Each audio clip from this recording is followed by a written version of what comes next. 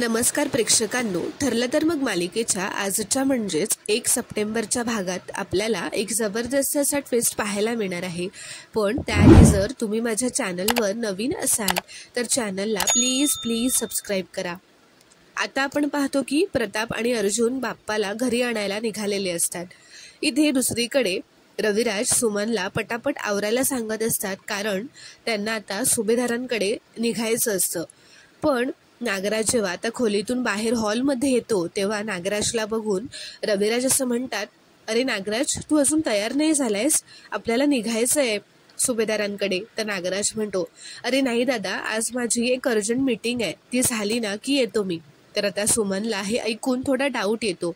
ती मनातच विचार करते की आजच्या दिवशी यांची कोणासोबत मीटिंग असेल, हे पुन्हा तर त्या महिपतला भेटायला जात नसतील ना, असा ती विचार करत असते। तर रविराज आता सुमनला म्हणतात, अगं सुमन चल, आपल्याला उशीर झालाय। तर आता सुमन आणि रविराज हे दोघेही त्यांच्या सुभेदारांकडे जायला निघतात। आता थोड्या वेळानंतर सुभेदारांकडे ते आलेले असतात। सायली ते घरी येताच त्या दोघांचं स्वागत करते, सुमन काकूंना भेटते। तेवढ्यातच आता अर्जुन आणि प्रताप सुद्धा गणपती बाप्पाला घेऊन घरी येतात। ते घरी येताच दारातच सायली यांचं सगळं औक्षण करते, त्यांना ओवाळते। आता घरात आल्यानंतर अर्जुन आणि अस्मिताच्या प्लॅनप्रमाणे अर्जुन अस्मिताला हळूच इशारा देतो। अस्मिता लगेच म्हणते, आता गणपतीची स्थापना कोण करणार आहे? ती मुद्दामच असं म्हणते। ती म्हणते, पूर्वी प्रतिमा आत्या, रविराज काका आणि तन्वी करायचे, आता तर तन्वी नाही आहे ना। तर प्रताप म्हणतो, हो, मागच्या वर्षीप्रमाणे जसं सायलीने रविराज आणि प्रतिमासोबत प्रतिष्ठापना केली होती तसं यावर्षी सुद्धा सायलीनेच केली तर काय कल्पना, असं तो कल्पनाला विचारतो। तर आता हे ऐकून अस्मिता लगेच मुद्दामच म्हणते, डॅड, तुम्हाला सायलीचा का हो इतका पुळका येतो? आता प्रतिमा आत्या आणि रविराज काका आहेत ना इथे, त्यांना करू देत ना प्रतिष्ठापना, हिची कशाला मध्ये लुडबुड, असं ती मुद्दामच म्हणते। तर कल्पनाला हे ऐकून लगेच राग येतो। ती म्हणते, अस्मिता, तुला मध्ये मध्ये बोलायलाच पाहिजे का गं? तर अस्मिता म्हणते, अगं मम्मा, पण ह्या मुलीने गणपतीची स्थापना केलेली ना, मला अजिबात चालणार नाहीये, ही या घरची कोणीच लागत नाही, मग कोणत्या हक्काने ही पूजा करणार आहे, असं ती मुद्दामच म्हणते। कारण आता तिला कल्पनाच्या मनातलं काढून घ्यायचं असतं, असा अर्जुन, अस्मिता, प्रताप या सगळ्यांचाच प्लॅन असतो। तर अर्जुन म्हणतो, बरं ठीक आहे मम्मा, ठीक आहे अस्मिता ताई, तुला नको आहे ना माझ्या बायकोनी पूजा केलेली, तर ठीक आहे, सिनियर आणि आत्या तुम्ही पूजा सुरू करा। तर आता कल्पनाला सुद्धा हे नको असतं। ती म्हणते, थांबा, आणि ती पुढे अस्मिताजवळ येते आणि म्हणते, अस्मिता, तुझं सगळं ऐकून घेते ना, म्हणून तुझं वाढतच चाललंय आता, तू रोज घरातलं वातावरण का बिघडवतेस? तुझ्यावर आम्ही हे संस्कार केलेत का गं? तर हे ऐकताना अर्जुन मात्र गालातच हसत असतो अस्मिताकडे बघून, कारण त्यांना जे हवंय तसंच होत असतं त्यांच्या प्लॅनप्रमाणे। तर आता इथे दुसरीकडे नागराज आता महिपतलाच भेटायला आलेला असतो।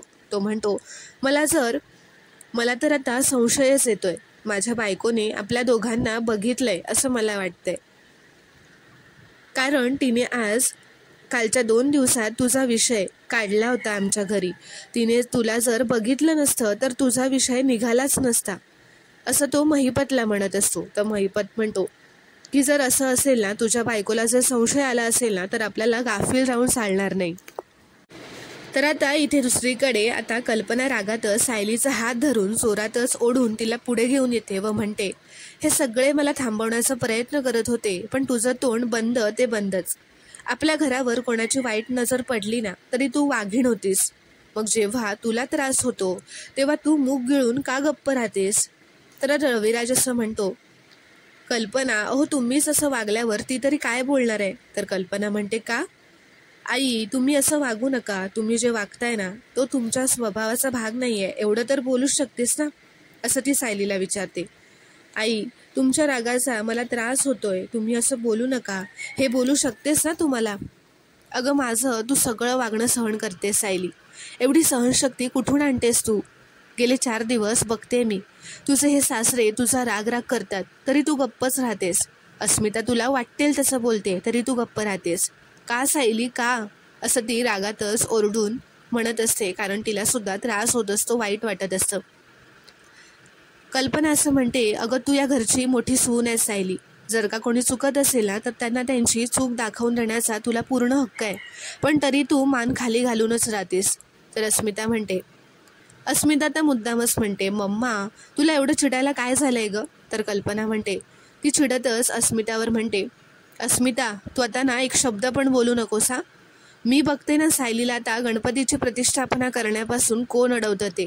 असं म्हणत कल्पना आता आरतीचं रुखवत सायलीजवळ आणून देते आणि म्हणते, मोठी माणसं सुद्धा चुकतात ग सायली. माझ्या रागावर ताबा नव्हता. तुझे गुण दिसत असून सुद्धा मी गप्पच राहिले. या घराला लागलेली कीड तू दूर केलीस. मग सुभेदारांचा गणपती बसवणं सुभेदारांची सून म्हणून नाही तर माझी लेक म्हणून तुझा हक्क आहे सायली. असं म्हणाल्यावर आता सायलीला खूपच भरून येतं. सायली खूपच खुश सुद्धा झालेली असते. सायलीचे डोळे पाणवलेले असतात. सायली आता असं म्हणते, किती दिवस हे ऐकायला माझे कान आतुरले होते आई. सायली असं म्हणते, मला माहीत होतं आई, तुमचं प्रेम फार दिवस असं लपून राहणार नाहीये. तर कल्पना म्हणते, आईला आता मिठी पण मारणार नाहीयेस का? लांबूनच तिच्याशी बोलणार आहेस? तर आता हे ऐकून सायली खूपच खुश होते. खूपच भरून आलेलं असतं. सायली आता आई अशी हाक मारतच कल्पनाला जोरात मिठी मारते, कारण आता त्या दोघांनाही खूपच भरून आलेलं असतं. ते दोघेही खूपच खुश झालेले असतात आणि एकमेकांना मिठी मारतात. तर प्रेक्षकांनो, आता पुढील भागात काय घडणार हे पाहणं खूपच रोमांचक ठरणार आहे. व्हिडिओ पूर्ण बघितल्याबद्दल धन्यवाद. व्हिडिओ आवडल्यास कॉमेंटमध्ये नक्की कळवावं. चॅनलला प्लीज सबस्क्राईब करा.